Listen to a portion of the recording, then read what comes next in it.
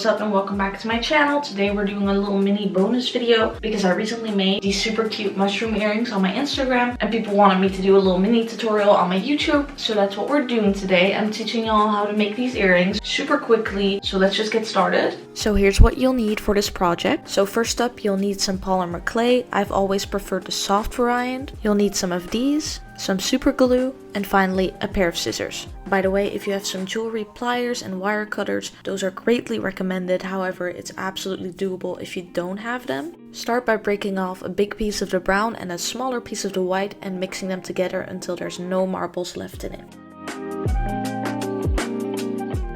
Then create two balls of roughly the same size. Now slightly flatten them onto a flat surface and then hollow and round out the shape with your fingers.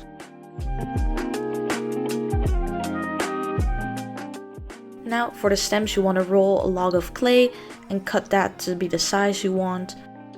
Aim for a shape that's fatter and flatter at the top and thinner and more rounded at the bottom. Then go ahead and cut these things to size and assemble. And also make sure it doesn't go through the stem of the mushroom.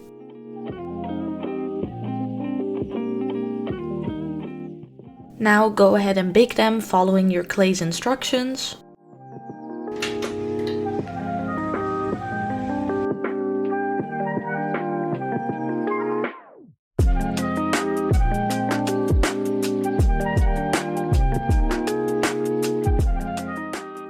Prepare your earring hooks by opening them ever so slightly. This is where the pliers come in if you have them, but otherwise your nails work just fine.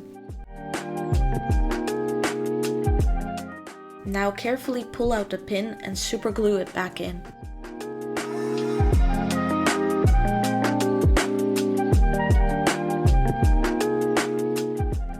Also put a little bit of super glue in the cap and allow that to dry. Finally, attach the earring hooks. If you have them, use your pliers. And you're done!